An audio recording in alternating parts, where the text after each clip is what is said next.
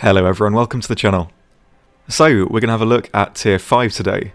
Not a lot of vehicles here, but they're all fairly different with a lot to talk about, so this video somehow ended up fairly long anyway. So, let's get into it.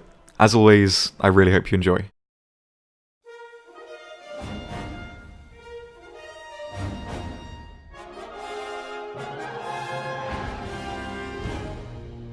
So, first off today, we have the Centurion Mark 10. Which is our first true main battle tank for the UK, I guess. It takes a lot from the previous Centurion, and in a lot of ways it is better. The main change is the firepower.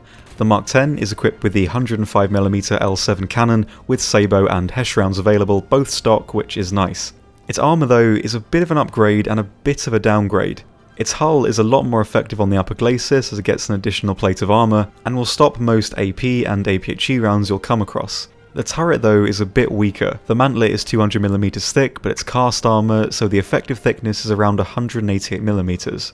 But the weakest point is the turret face around the mantlet, as it's only 152mm thick, and again, cast, so most tanks you'll fight with AP and APHE can penetrate you here without too much trouble. But all around, the Cent 10 has a fair bit going for it. As for which round to use, I'd main the sabot round. It's a bit more powerful than the 20-pounders round, and is a lot more reliable than the Hesh. The Hesh can work, but it's too inconsistent to use as your main round in my opinion, though I would take some for tanks that are hull down, or vehicles that can be hull broken, as it deals with them fairly well. The Cent 10 is one of those vehicles that pretty much works anywhere. At close range you have the armour to brawl with as long as you're not up tiered, and at long range the sabot round is fairly easy to aim, and most of the time will pen without too much trouble. Because of this, the tank is almost universally capable, and there's not really too much advice I can give for playing it, as most of it is really just map knowledge and common sense. One thing I will say though is try and avoid hull down positions. If anything, you want your enemies to shoot at your hull as it's the most protected. If you angle it slightly, there's very few rounds that'll get through, even the French AP struggles at range. So, your armour is good but inconsistent, and there's no real reliable ways to counter that problem, though playing aggressive at close range does somewhat help, as playing this way gives your enemies a very small window of opportunity to fire at you, and because of this they'll usually fire without aiming too much, which gives you a higher chance of survival, as there's more chance the enemy will hit your front plate, whereas on your side you have a stabilizer and a round that generally negates most armour, so you can fire as quick as you like really. Though if you have the time, I'd aim for the driver and the gunner in a single shot if possible. You can also at close range bait shots off the front plate pretty reliably by slightly angling and poking a section of it out from behind cover. Doing this almost always makes what's shooting at you bounce, allowing for you to easily pop out and secure the kill. So, pros?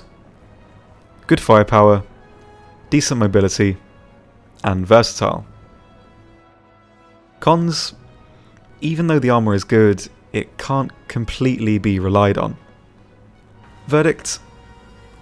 Get it. This is one of the most consistently effective tanks this tier and works well in up tier 2. If you were to talisman a tank this tier, I'd probably have to recommend this one over any of the other options. Next up is the Vickers MBT. This is a fairly interesting vehicle and offers a nice alternate playstyle to the Cent 10. It's less versatile but has more potential is how I describe it on the surface. It uses the same gun as the Cent 10, it's slightly more mobile but has absolutely no armour to speak of really. Anything can punch through this tank. The main draw of it though is the reload. It has a stock 6.5 second reload which you can bring down to 5 seconds with an ace crew or 5.3 with an expert crew, which is fantastic and basically unmatchable. This combined with the penetration power of the gun makes for a really dangerous combination if you can find a good spot for it. The only real drawback is the armour. Everywhere on this tank is a weak spot, and it's not really mobile enough to play as a light tank and dodge fire. Another quite annoying drawback is that the armour on your engine deck is only 5mm thick, meaning every aircraft with guns in the game can set you alight, which can be really tedious to play around. A tank like this works best on the sightlines of the map, out of the way, watching active sightlines. Because you fire so quickly, you can afford to engage several targets at once and even miss a shot here and there. It really does give you that much potential. The sabot isn't the most damaging round, so I'd aim to disable in your first shot, so go for the breach and the gunner, and then finish them off in the second shot if possible. You'll generally have enough time to secure kills this way, but like the previous tanks we've covered, be careful you're not firing off too many shots, as you only have 11 rounds in the first stage ammo storage, and after that your reload slows down substantially and you lose the only real main advantage of this tank. However, the rack does replenish fairly quickly, so as long as you're not firing constantly, you should be okay. But it's still something to be wary of, as it can creep up on you on the worst moments. The Vickers is great at catching tanks out, so I'd aim for the flanks or around areas with lots of cover so you can cover multiple sightlines, like a ridgeline or a cluster of buildings or anything like that really. It's hard to give an exact location as the maps are so different, but try and find a spot where you can react to enemies very well. So finding a position where you're in cover but can pop out when an enemy comes into sight is a great option. Alternatively, on a larger map, the flanks will suit you very well too, as you'll likely be running into unstabilised light tanks you can easily take out of this tier, and at the same time you'll get plenty of opportunities to shoot multiple tanks in the side. Even though the Sabo isn't great from the side, as long as you disable in the first shot you'll get a fair few kills. When you're spaded as well, you'll have decent enough mobility to push to an early game sniping spot if the map allows, as you can really disrupt the enemy team early on with how fast you can fire. So, pros? Good firepower, great reload, and decent mobility. And the cons? Poor survivability, and very vulnerable from the air. Verdict? Get it. It's a bit of a harder tank to use, but when you get the hang of it, you can really mop up if you find the right spot. And the mobility you have, while not perfect, is generally good enough to get you to some good locations. Once you find some spots that work, you'll definitely have a good time with this tank. Next up is the Conqueror, which really is the last true heavy tank for Britain. And thankfully it fills the role of a heavy tank fairly well. It has great armour and a decent enough gun, and it's fairly mobile too. So across all fronts it's pretty capable, but the only thing that ultimately lets it down really is its firepower. It's equipped with a new gun, the 120mm L1A2, with Sabo and Hesh. The Hesh on this cannon is a bit better, but not massively reliable still. The Sabo though has insane penetration power at a max of 362mm, but it is fairly inaccurate. It doesn't do amazing amounts of damage either, and the reload is comparatively long too, at a stock 19.4 seconds. For a reload like that, you'd expect a devastatingly powerful result, but it just doesn't really deliver on that front. You'll pen everything, but rarely one shot. And as your reload is fairly long, it will give the enemy a lot of time to retreat to cover or return fire at you, which can be quite tedious. This tank works best around cover or hull down at mid-range. The problem with long range is that the Sabo is too inconsistent to land accurately, and at close range your weak spots are much easier to pick off, and you can easily get swarmed if you're caught out reloading. At mid-range, everything just seems to fall into place. Weak spots can still be hit, but much less frequently, and below about 1,200 meters, the gun is relatively consistent. Another bit of advice for this tank that might sound a bit weird is actually playing it deliberately in up tiers.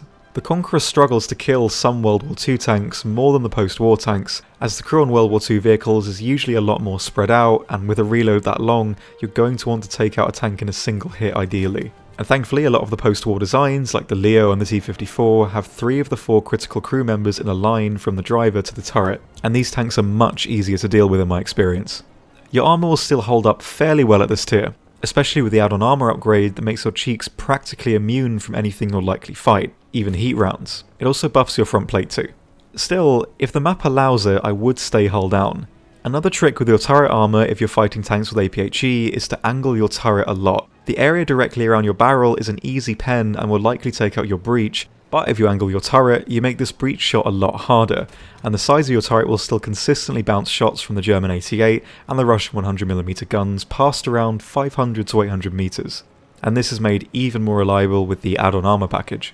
The main struggle overall is getting your gun to work. One thing it is good at though, more so than the other guns, is ammo racking. This is because of the extremely high pen. The more residual energy a round has after penetrating armour, the higher chance of an effective ammo rack basically.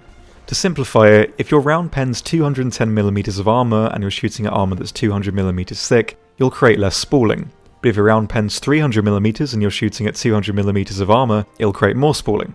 And with more fragments comes a higher chance to ammo rack. So even from the front, you can ammo rack Tiger 2s through the hull, which is mad. However, you do still need to land a good shot for this. If you're not confident with the gun, I'd still definitely aim to take out the critical crew members first, but if you are aiming for ammo, this time around it's as reliable as it's ever been. Which is to say, not amazingly reliable, but it works more often than it doesn't. Anyway, pros? Good armour, decent mobility, and high pen gun. And the cons? Inconsistent gun performance, and long reload. Verdict? Get it. The drawbacks it has really stop it from being exceptional, but it works well in up tiers, and if you can find a good spot, you can become close to invulnerable hull down. It isn't for everyone, but if you get the hang of it, it'll treat you very well. For our tank destroyer this tier, we have the Conway. It's a 7.0 equipped with a Centurion hull and the Conqueror's gun. So mobility is about what you'd expect, nothing fantastic, but it is a bit faster than the Centurion, and the firepower is exactly the same as the previous tank with the same reload as well, though the gun can't depress or elevate quite as much as the Conqueror. It also doesn't get a stabilizer, sort of. Back when stabilizers in War Thunder weren't a thing, tanks that had stabilizers in real life had extremely high gun elevation and depression to compensate. But this was taken off when stabilizers were added for every tank but the Conway, so the gun still elevates and depresses very fast, so if you do get caught out, the gun will level off quick. I have forwarded this as a bug though, so if it is unhistorical, it'll likely get corrected soon. The last thing to go over is the turret armor, and it's a bit meh. The turret face is around 137mm effective, but the mantlet is actually fairly strong. It's 140mm of cast armour that overlaps the turret sides, and there's also a hidden plate of armour behind the mantlet too, which is 100mm thick. So if you're hull down to the point where only the mantlet's showing, your armour is actually really good. An enemy can still hit the sides of the turret, but I found this rarely happens if at all. So if you can find a spot like this, I definitely stick to it. Though a location as precise as this one isn't really easy to find. You can't even use most ridge lines as the gun depression just isn't quite good enough. So you're basically a Conqueror but with no reliable armour and no stabilizer. Not that I'm comparing them directly, but just for ease of explaining how it works. Initially I was going to say that sniping at very long range is what you should aim to be doing, but I had a fair few games where I was in this position and I knew the range, but the Sabo at such a distance is just so inaccurate comparatively that it just becomes tedious to try and play around. It's no fun sitting still with a long reload and not hitting where you're aiming for. I assume the gun being this inaccurate is a deliberate choice, but its damage output is inconsistent and the reload is really long, so it deserves to at least land where you're shooting at. A way to somewhat negate the inaccuracy of the gun is to play at closer ranges. Despite the lack of reliable armour, the Conway isn't terrible at this. It's slightly more reactive mobility-wise than the Centurion, so rapid stationary movements can be enacted much faster. So as long as you're around some cover, this is a viable choice. In any case, I'd aim to be around mid to close range. The Conway also has the advantage of being in a relatively varied lineup along with the Cent 10 and the Vickers, and because of this I don't really think on most maps it's worth taking out as a first spawn unless you really do have a perfect spot for it. It's a tank that's balanced on the potential of its gun, which really isn't consistent, but even then down tiering it wouldn't really fix the problem either. It's in a tough spot, but it's always going to be a cheap spawn and the gun will work in an up tier too, so it's going to be a decent backup. If you can find an out of the way spot on the map in complete cover, that's where I'd aim to be. Again, like the Conqueror, at around mid to close range. So, pros? Effective hull down performance, high pen gun, and decently mobile for what it is. And the cons? Inconsistent gun performance, and long reload. Verdict? Get it. It completes the 7.0 lineup off fairly well. It might not be a great first choice, but on the right map it can do pretty well, so I still recommend picking it up. For our anti-air this tier, we have the Falcon. It's fully stabilised, decently mobile, and equipped with dual 30mm guns. These are the same guns that are found on the French AMX-30 DCA, and interestingly have identical penetration performance to the Warrior's 30mm cannon, despite that gun firing much slower and having no stabiliser.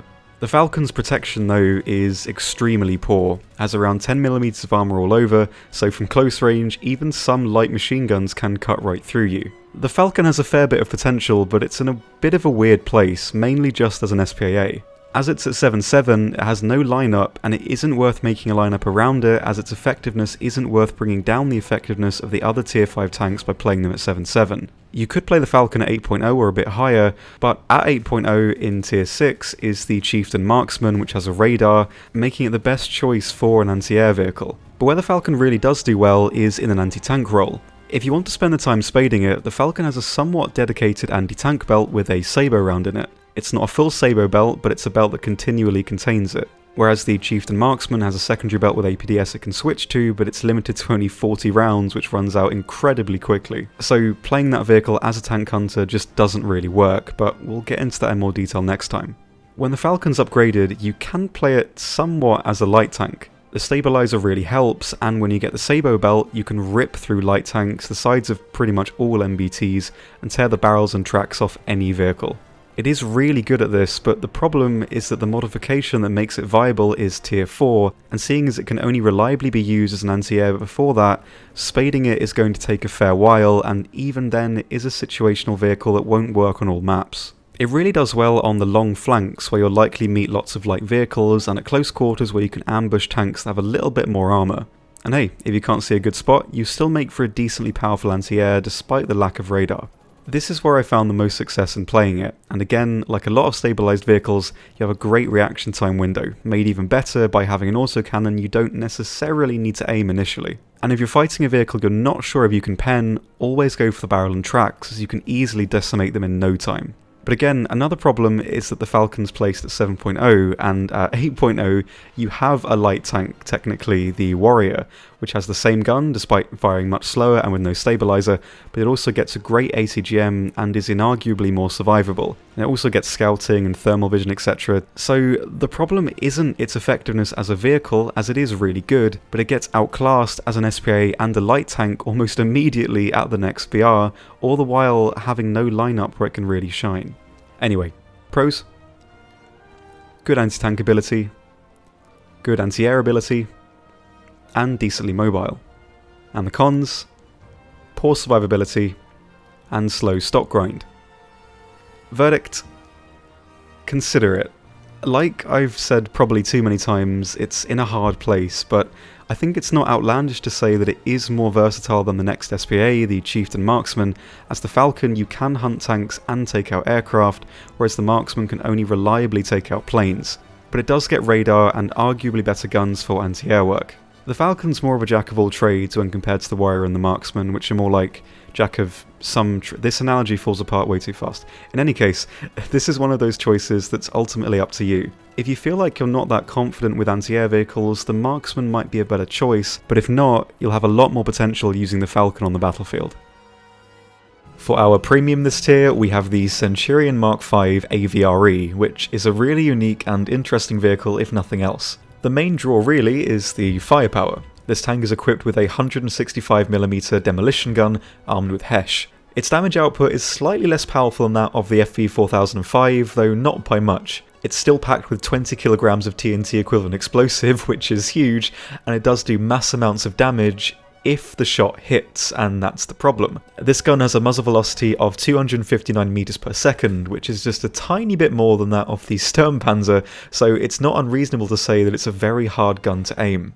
Mobility is about the same as the other Centurions, not amazingly impressive, but it is very survivable. Unlike the other Cents, this one has 5 crew members, an extra one in the hull, and as you've also probably noticed, it's coated in ERA, which offers additional protection against heat, and a little bit more against kinetic rounds as well. If the hull is slightly angled, not much can really get through. Though the turret, like the other Cents, is decent but inconsistent. The area directly around the gun and the turret ring are pretty notable weak spots this time around too. So this thing's playstyle mainly revolves around finding locations where the gun is easy to aim, as that's really the only substantial issue with this tank to get around. So for consistency's sake, you're going to want to stay at close range if possible. Below 400 meters or so, the gun is relatively easy to aim, so city maps are where it excels. It also actually has a bit of a fear factor, in that enemies will be very passive towards you if they know that you're there. Nobody wants to push a tank with a gun as big as yours, and you can use that to your advantage while being aggressive at close quarters. This fear factor also seems to make enemies fire quickly at you without really aiming, so you can really make them panic. But the tables will turn if you fire and miss, as like the 4005, enemies know they have at least 20 seconds to push you before you reload, so make sure your hit is critical. If you're not being fired upon, I do recommend range finding. It takes a few seconds, sure, but you'll be wasting a lot more time if you don't land the shot, so even at close range, there's no shame in range finding. You can range find within 1,200 meters though, but roughly. Because the drop on the round is so much, range finding is less accurate as there's a more noticeable variation in where the shot lands. So even if you rangefind a target at say 750 meters and fire directly at the 750 meter mark, the round could still land long or short. So it's a bit of a gamble, and to be honest, it's mainly down to how the sight distance isn't quite as accurate as it should be. But in any case, I found firing slightly higher than what the rangefinder tells you is slightly more consistent, though it's not something to be in any way relied on. The main problem with it overall is that it just isn't constantly effective, which, as what I keep going on about, is the most important thing for buying a premium. If you get a really big open map and you're not familiar with the ranges, you're at a really huge disadvantage using a vehicle you paid money for. And with a price tag of €50, you're definitely going to want something that is constantly effective. It can become fun over time when you get the hang of the gun, and it's one of those, I guess, meme vehicles, but it does take a very long time to dedicate to actually get the lead down. It does, however, have a saving grace though, and that's arcade. This thing in arcade is fantastic as you get the lead indicator. This is made even better by being able to accurately range in tanks behind complete cover with the reticule, which can be really fun and really satisfying. So for arcade, I really do recommend this tank, as playing it here negates its only real drawback. With some time and dedication, you can make it work consistently in RB, but it's not really fair to assume everyone is going to have the time to do that. So if you are interested in giving arcade a shot, I do think this tank is worth it, as you can get great results. But if you're an RB purist, I wouldn't really recommend getting it unless you're a more experienced player. Despite how fun it can be, this one really isn't beginner friendly, and there are more reliable options available to talisman this tier anyway. Next up are our planes, and we're going to start off with the Attacker. It's a 7.0, and performance-wise, it's nothing exceptional. It's pretty fast, but doesn't maneuver exceptionally well. But the main selling point really is its ordnance. It can carry 2 £1,000 bombs or 12 RP3s, and even at the higher tiers, RP3s still perform really well. But if they're not your thing, the bombs will still do fine. If you're not interested in the Conqueror, I would get this thing, as it does have a lot of potential to cause damage, and it's fast enough to get out of trouble pretty easily. Of course, it doesn't really have much use stock, but it is worth sticking with in my opinion. The other option we have at 7.3 is the Vampire. This is a bit slower than the Attacker, but it's well suited to the combined battle arena. It's very maneuverable, works well at low speeds by jet standards, and has very efficient ordnance options. Like the Attacker, it can carry 2 £1,000 bombs, but it only gets 8 RP3s, although the trade-off is that they're centre mounted under the fuselage, which makes them really easy to aim. The Vampire really is great, so if you want to play at 7.3 with the Conqueror, definitely go for this one, it really is fantastic. So, there we are guys, that's everything for today. Hope you enjoyed the video. On screen now are the 2 lineups that you can reasonably make this tier. They're not really too varied, but the vehicles themselves are pretty good, and there's some opportunity to have a good time here. I didn't include the Falcon, as I think in the next tier there's at least one lineup where it can be used, but here it's not completely worth it. The Conqueror can somewhat work at that tier a bit higher up, but the other vehicles become slightly less reliable when you're meeting like the 8.7 premium wall, so yeah, it's a bit iffy, but still, it's a decent vehicle, and we'll probably talk about it a bit more next time. As for the next video, because there's only 2 vehicles in Tier 7, what I'm probably going to do is split the first part of Tier 6 and the later part of Tier 6 and Tier 7 into 2 different videos. So I'll probably go up to 8.7 for Tier 6 and then do 9.0 and above for the last video. Just otherwise it'll become really, really long, and it'll probably take me ages to do. So this way it'll become a little bit more manageable, and I should be able to get the video out a little bit quicker. So hopefully that will come sooner rather than later.